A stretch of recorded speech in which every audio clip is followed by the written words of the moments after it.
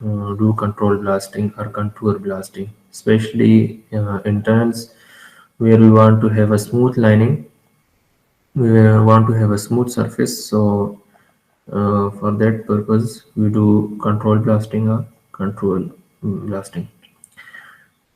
Techniques of control blasting to improve overall environmental and safety standards. The first purpose is to improve environmental and safety standards because during the blasting, we observe fly rocks, which is dangerous for the nearby population and for the workers. And also, we have to reduce the ground vibrations also. So, the first purpose is to improve overall environmental and safety standards. And the other purpose is means to mitigate adverse impact of blasting in open pits, quarries, tunnels, underground metal mines and construction workings. ये जो adverse effects है blasting के, तो उसको reduce करने के लिए हम कंटूर ब्लास्टिंग करते हैं. In both the mining and construction industries, blasting is the predominant method for fragmentation of consolidated mineral deposits and rocks. यानी जो प्राइमरी मीन्स ऑफ फ्रेगमेंटेशन है, जब हम ब्लास्ट रॉक को उसकी फ्रेगमेंटेशन करना चाहते हैं, उस रॉक को ब्रेक करना चाहते हैं, so for that purpose mostly we use drilling and blasting technique in almost all industries, construction industries and mining industries. So the public relation problems of users of explosives have increased greatly in the past few years as explosives are being consumed in increasing quantities. क्योंकि रोज बरोज mining activities में भी इजाफा होता है और construction industry भी आगे बढ़ रही है, तो उसकी वजह से डेवलपमेंट्स हो रही है और डेवलपमेंट्स के लिए जो ब्लास्टिंग एक्टिविटीज़ है वो भी बढ़ रही है. So increased population and spread of urbanization near to the construction and mining sites have affected more people by blasting. क्योंकि आबादी बढ़ रही है, तो उसकी वजह से जो माइनिंग एरियाज है या कंस्ट्रक्शन एरियाज है उसके नियर बाई भी मतलब लोग अभी आबादी बढ़ रही है, लोग बसना शुरू कर रहे हैं, तो उसकी वजह से जो बीच में फासला है वो फासला कम हो रहा है. तो उसकी वजह से जब माइनिंग या कोई कंस्ट्रक्शन एक्टिविटीज़ हो रही हो, तो उसकी वजह से फिर ज़्यादा चांसेस है कि वो आबादी उससे इफेक्ट हो. Controlled blasting methods are used to control adverse impacts such as overbreak of the rock, reduce ground vibrations, reduce fractures within the remaining rock walls, reduce noise, reduce dilution or waste of ore. So these are some adverse impacts of blasting which are to be controlled in contour blasting. There are some techniques of controlled blasting which are line drilling, trim, or we can say caution blasting, smooth blasting, and pre-splitting. So what is line drilling? In this technique, this system involves a single row of closely spaced uncharged holes along the neat excavation line. यानी अगर हम tunnel बना रहे हैं तो tunnel का जो layout है, टनल की जो लाइनिंग है, उस लाइनिंग से नज़दीक हम जहाँ पर हमें स्मूथ सरफेस चाहिए हो, जो रूफ ऑफ द टनल हो या फ्लोर ऑफ द टनल हो, तो उसमें हम क्लोजली स्पेस्ड अनचार्ज होल्स करते हैं, ड्रिलिंग करते हैं. This provides a plane of weakness to which the primary blast can break. So जब हम अनचार्ज होल्स कर लेते हैं नियरली स्पेस्ड, तो उसकी वजह से ये होता है कि जो हमारे पास जो लेआउट है टनल का, along that layout एक वीक प्लेन क्रिएट हो जाता है. So then we need small amount of explosives to blast out that area या that rock. So अगर हम कम ब्लास्टिंग करते हैं या कम एक्सप्लोसिव यूज करते हैं, तो जाहिर बात है फिर उसकी वजह से जो शॉक वेव्स क्रिएट होते हैं, जो ग्राउंड वाइब्रेशंस क्रिएट होंगे, तो वो that will also be reduced. It also causes some of the shock waves generated by the blast to be reflected which reduces shattering and stressing in the finished wall of the host rock. यानी जो हमारे पास truck है, host rock है, जिसमें हम blasting करते हैं, तो चूंकि हमने अनचार्ज होल्स बनाए हुए हैं, अनचार्ज होल्स ड्रिल किए हैं, तो उसकी वजह से जो शॉक वेव्स की जो एनर्जी है, जो ब्लास्टिंग की वजह से शॉक वेव्स क्रिएट होते हैं, तो उस फ्री स्पेसेस में चले जाते हैं। इसकी वजह से जो रॉक की शेटरिंग इफेक्ट है, जो ओवर ब्रेकेज है, वो कम हो जाता है। Land drill holes are generally percussive hammer holes having space 2 to 4 times the hole dia drilled along the excavation line. यानी उसकी जो स्पेसिंग होती है उसके डायमीटर के 2 to 4 टाइम्स होती है, यानी बहुत ज़्यादा क्लोजली स्पेस्ड होते हैं, और परकसिव हैमर के ज़रिए वो ड्रिल करते हैं mostly. The blast holes directly adjacent to the line drill holes are generally loaded lighter and are closely spaced than the primary holes. यानी जो हम ड्रिलिंग करते हैं अनचार्ज होल्स जब हम बनाते हैं, तो उससे एडजेसेंट ही हम ब्लास्टिंग होल्स भी करते हैं। चूँकि ड्रिलिंग हम करते हैं, अनचार्ज होल्स बनाते हैं, तो चूँकि उसमें एक्सप्लोसिव हम नहीं डालते, just for the creation of a weak zone along the alignment of the tunnel face.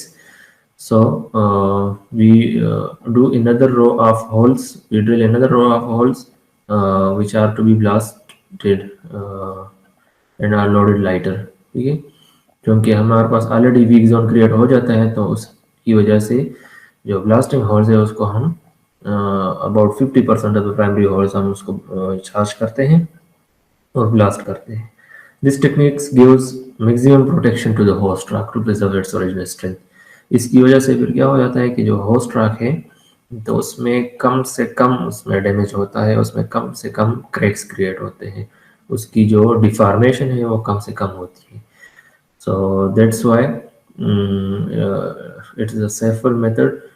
Then we don't need any support or any further lining of the wall. ठीक है, जो मतलब हमारे पास जो वीक रॉक्स है या जो वीकली अटैच्ड रॉक्स होते हैं सरफेस रूफ में, तो उसकी परसेंटेज बहुत कम हो जाती है। इसकी वजह से जो मेंटेनेंस है या जो सपोर्ट सिस्टम है उसका वो हमें नहीं करना पड़ता। But disadvantage of this system is high drilling cost, क्योंकि इसमें ड्रिलिंग बहुत ज़्यादा है, बहुत क्लोजली स्पेस्ड हम होल्स बनाते हैं, तो इसकी वजह से हमने बहुत ज़्यादा ड्रिलिंग करनी होती है। सो ड्रिलिंग कास्ट इसमें हाई होता है। Trim blasting, second technique of the controlled blasting या controlled blasting is trim blasting, or we can say caution blasting. Like land drilling, trim or caution blasting involves a single row of holes along the specified final excavation line. उसमें हम क्या करते हैं, land drilling में एक रो हम अनचार्ज holes के लिए ड्रिल कर लेते हैं और क्लोजली स्पेस्ड ड्रिल कर लेते हैं, और फिर हम another row of holes drill करते हैं to be for the sake of blasting. इसमें हम क्या करते हैं कि हम ब्लास्टिंग के लिए होल्स ड्रिल कर लेते हैं, single row of holes along that specified final excavation line, जो टनल की जो एक्सकेवेशन लाइन होती है उसके बाउंड्री पे हम ड्रिलिंग कर लेते हैं। This technique generally uses 2 to 4 inch diameter holes.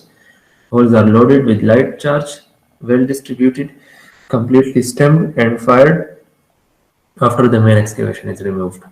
ठीक है, तो इसमें हम क्या करते हैं कि एक तो हम जिस तरह हमने पहले कहा था कि हम कट्स बनाते हैं, पहले बर्न कट बनाते हैं, फिर वेज कट बनाते हैं, first cut, second cut, third cut, जिस तरह हम टनल ब्लास्टिंग में हमने पढ़ा था मिड टर्म्स में। तो वो प्राइमरी ब्लास्टिंग जब हम कर लेते हैं, सो देन फॉर जो हमारे पास पैरामीटर होल्स होते हैं या जो along the final excavation line जो हम होल्स बनाते हैं to have a smooth surface, so for that purpose then we use this trim blasting. By firing the trim blasting with minimum or no delay between the holes, the detonation tend to share the rock web between the holes and give a smooth wall with minimum water break. यानी जो along the tunnel parameter जो हम ये blasting कर लेते हैं तो इसमें क्या, चूंकि इसको हमने लाइटली इसको हमने चार्ज किया होता है for the sake of to have a smooth surface, so for that purpose we use this trim blasting. इसमें क्या होता है कि जो जो दो होल्स के दरमियान जो स्पेसिंग होती है, जो रॉक बीच में होता है, just to break that rock to have a surface, smooth surface of the tunnel, ठीक है। और उसकी वजह से फिर हमारे पास ओवर ब्रेक भी कम हो जाते हैं, यानी जो अलाइनमेंट के ऊपर जो रॉक स्ट्रेटा है तो उसमें भी minimum number of cracks create होते हैं या फिर नहीं होते। It is better to put trim hole just before removing the fine berm. As compared to land drilling technique, trim or caution blasting is simpler and economical as increased hole spacing are used. As compared to land drilling ये less costly है क्योंकि इसमें spacing ज़्यादा होती है और drilling कम होती है।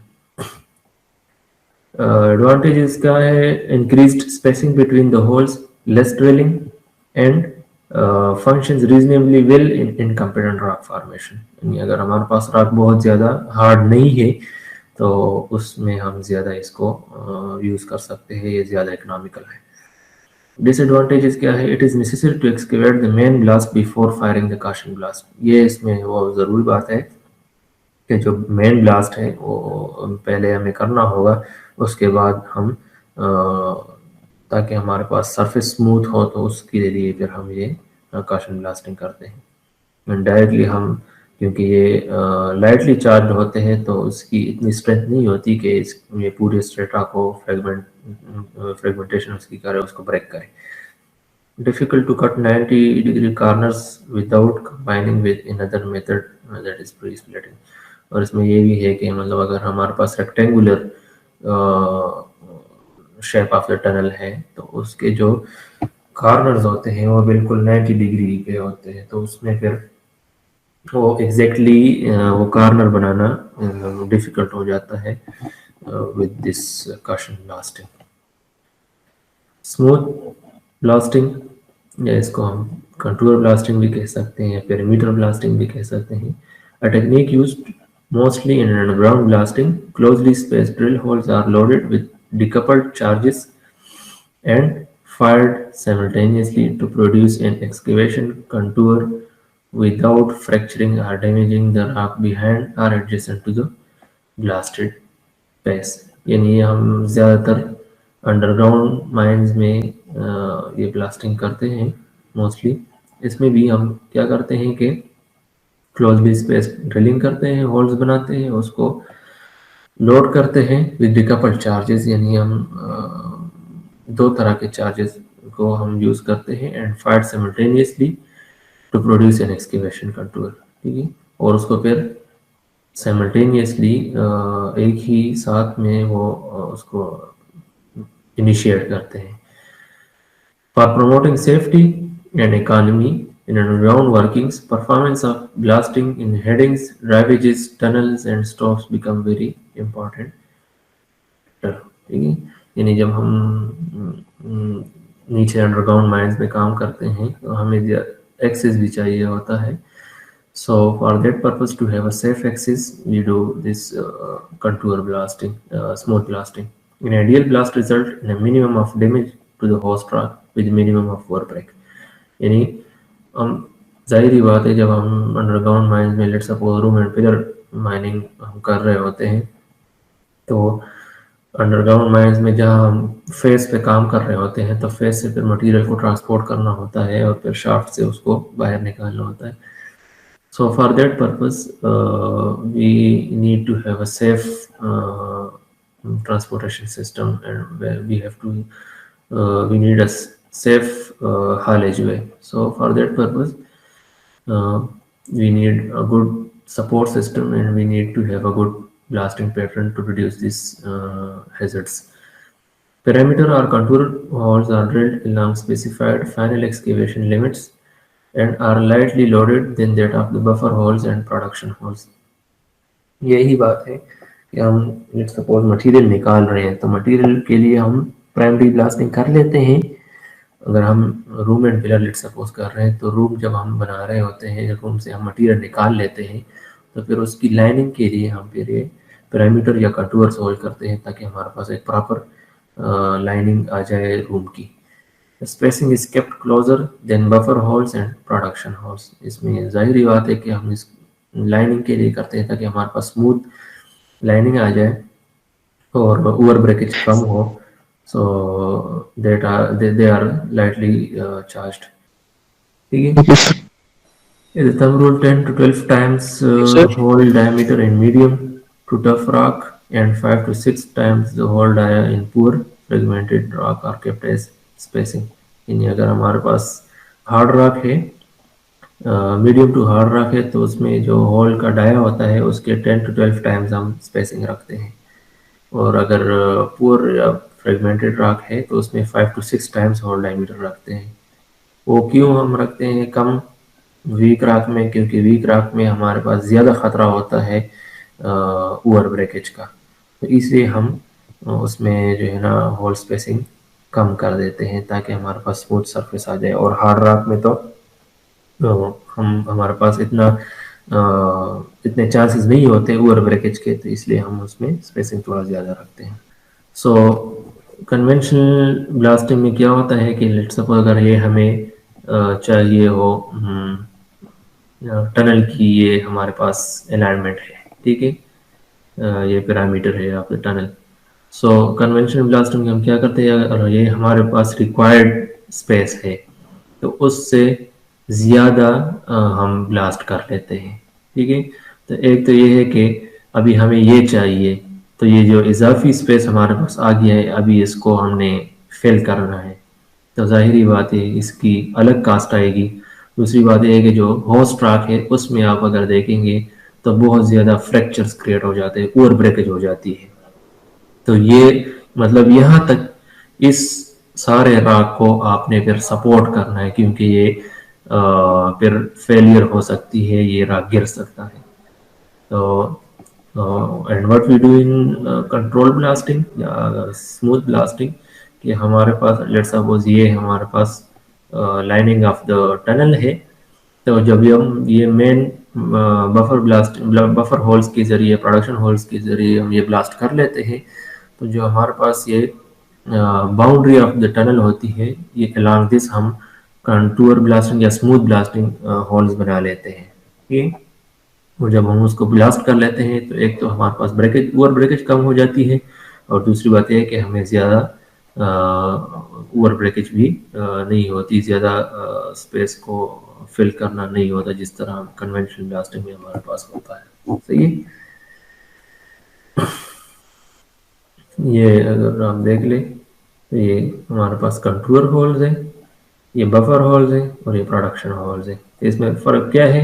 ये production hole are highly charged, सबसे ज़्यादा जो हाईली चार्ज होते हैं वो प्रोडक्शन होल होते हैं, जो कि बहुत ज़्यादा एनर्जी क्रिएट करता है। फिर बफर होल होते हैं, बफर होल्स में क्या है कि कंटूर प्रोडक्शन होल से थोड़ा चार्ज कम होता है और बीच में हम स्पेसिंग देते हैं ताकि वाइब्रेशन इफेक्ट कम हो। ठीक है। एडजेसेंट जो उसके होल्स हैं, और फिर उसके बाद जो होल्स आते हैं जो हमारे पास for the sake of smooth lining, तो फिर वो कंटूर होल्स होते हैं जो कि वेरी लाइटली चार्ज होते हैं। ठीक है। क्योंकि ये बीच में होते हैं तो इसमें अगर हम कोशिश करते हैं कि सबसे ज़्यादा एनर्जी क्रिएट हो, ये फिर दरमियान में कंटूर और प्रोडक्शन होल्स के होते हैं, तो यहाँ पर हम थोड़ा इससे कम कर लेते हैं ताकि ओवर ब्रेकेज ना हो। ठीक है। और फिर ये फॉर द स्मूथ लाइनिंग हम कंटूर होल्स बनाते हैं।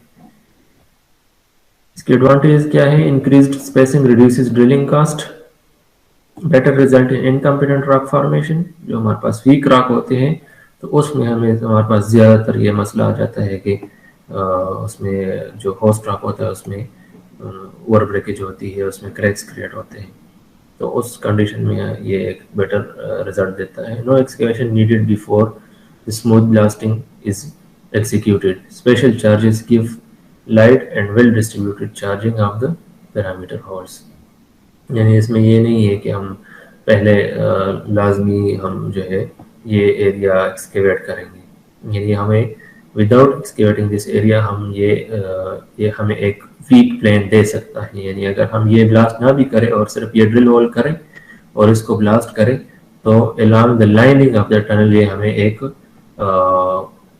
वीक जोन क्रिएट कर लेता है। फिर अगर हम इसको बाद में भी ब्लास्ट करें तो ये एग्जैक्टली यहाँ से डिटैच होगा, ऑलरेडी एक वीक जोन बन गया होगा। प्री स्प्लिटिंग में हम क्या करते हैं, this is the fourth technique of control blasting.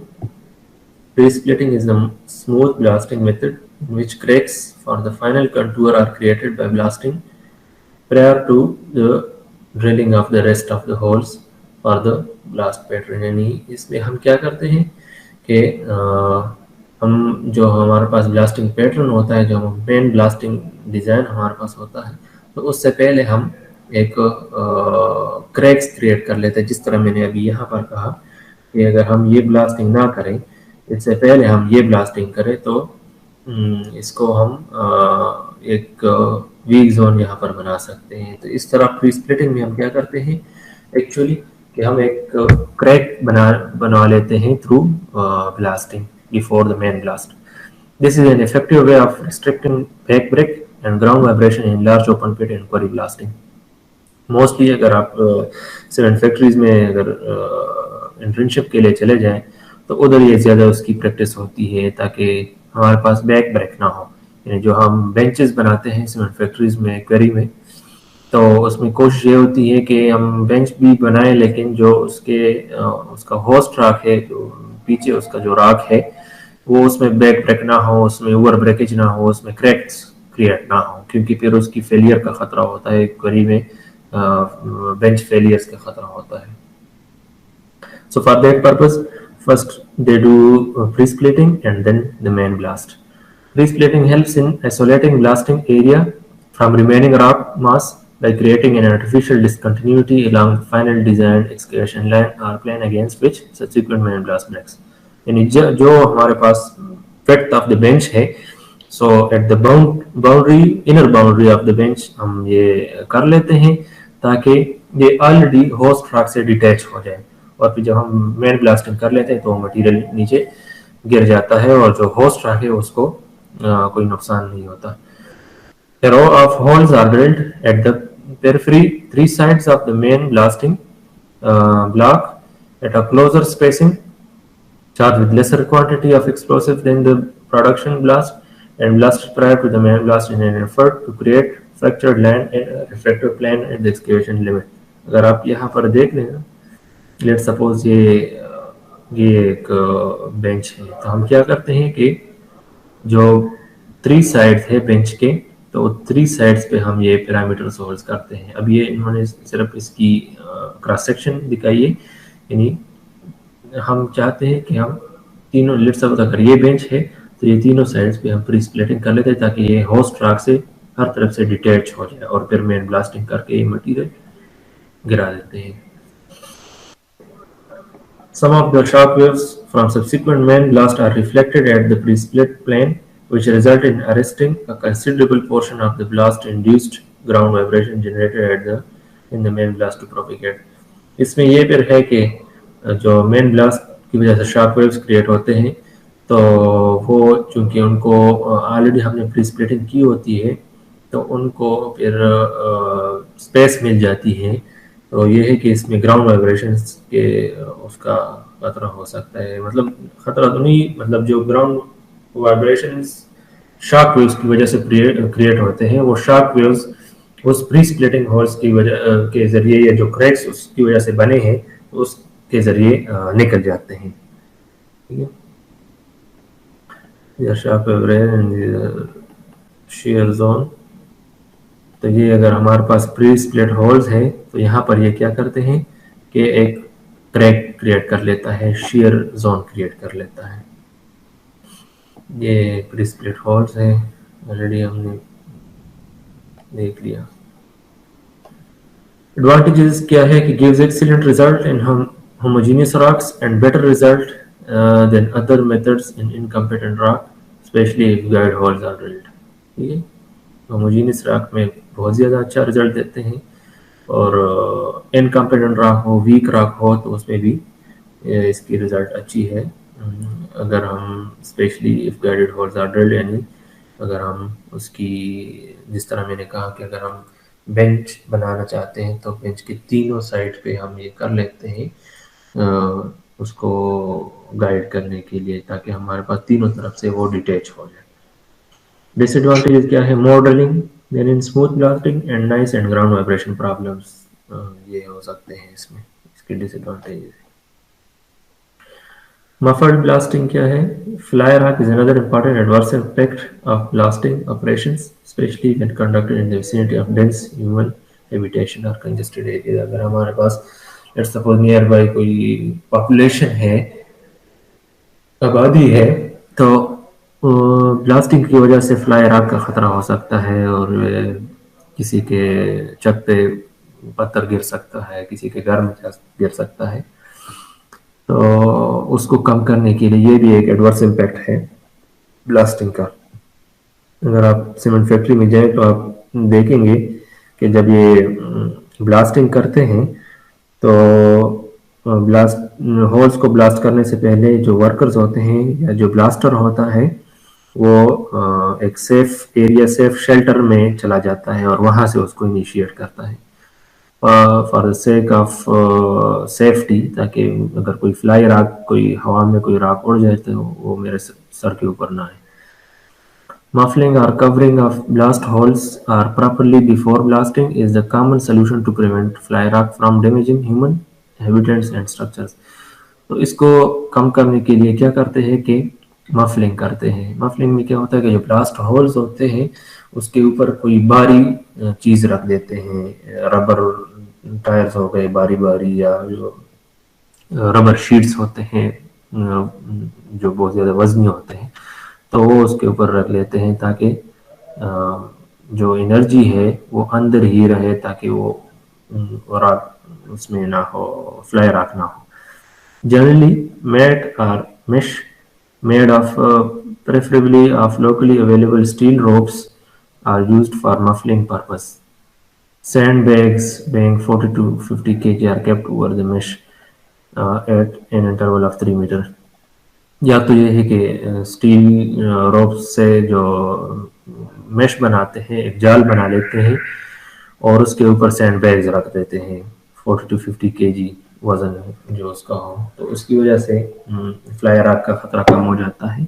Efficiency of arresting of fly rack depends mainly on the quality of muffling system implemented. ये डिपेंड करता है कि आप कौन सा मफलिंग सिस्टम यूज करते हैं, आप रबर यूज करते हैं या ये जो स्टील रोप्स का जो मेश है और सैंड बैग्स ये यूज करते हैं। डिपेंड करते हैं आप कितना उसको कर सकते हैं, कवर कर सकते हैं ताकि फ्लाई राक ना हो। Economic aspects of contour blasting is the economic advantage of contour blasting appears mainly in tunnel blasting, यानी ज़्यादातर हमें टनल ब्लास्टिंग हो गया या ट्रेंच ब्लास्टिंग हो, जो इरिगेशन पर्पस के लिए हम ट्रेंचेस बनाते हैं मुख्तलिफ या कैनाल्स बनाते हैं, तो उसमें हम कोशिश करते हैं कि हमारे पास लाइनिंग स्मूथ हो, या हम टनल्स में मेनली हमारी ये कोशिश होती है कि होस्ट ट्रैक में ब्रेकेज कम हो और लाइनिंग स्मूथ हो। तो they have applications in tunnel blasting mostly. In solid rock, the ore breakage has to be transported out of the tunnel, and an ore break outside the theoretical pay line of 1 cubic meter per meter of the tunnel gives extra handling of 1000 cubic meter per kilometer. यानी अगर हम tunnel में blasting कर रहे हैं तो tunnel में जो हम मटेरियल ब्लास्ट कर लेते हैं फिर उसको बाहर निकालते हैं, तो अगर हमारे पास इनकेस ओवर ब्रेकेज हो, जिस तरह मैंने उसमें दिखा भी दिया कि कन्वेंशनल ब्लास्टिंग में हमारे पास स्पेसिंग बहुत ज़्यादा, ज़रूरत से ज़्यादा मटेरियल हम ब्लास्ट कर लेते हैं, ओवर ब्रेकेज हो जाती है, तो फिर ये है कि उस मटेरियल को बाहर निकालने के लिए हम मटेरियल को बाहर निकालेंगे तो एक्स्ट्रा मटेरियल हम ज़्यादा, यानी जो अनवांटेड मटेरियल है, ज़्यादा मटेरियल है जिसको हम नहीं ब्लास्ट करना चाहते थे, हमारी लाइनिंग से ज़्यादा हो गई, तो उसको निकालने के लिए लाजमी बात है फिर जो हमारे पास ट्रांसपोर्टेशन सिस्टम है उसका खर्चा बहुत ज़्यादा बढ़ जाता है। The situation is more serious in incompetent rocks where concrete lining is needed. और फिर ये है कि इनकम्प्लीट राख हो, वीक राख हो, उसमें अगर हमारे पास ओवर ब्रेकेज हो जाए तो फिर ये है कि हमने फिर मुख्तलिफ तरह से उसकी लाइनिंग करनी होती है। फिर जाहिर बात है जब एक राख ऑलरेडी वीक हो और आप उसमें फिर क्रैक्स भी ज़्यादा क्रिएट कर जाते हो तो फिर उसको सपोर्ट करना वो फिर ज़्यादा कॉस्टली बन जाता है। सो these were the economic aspects which were related to contour blasting.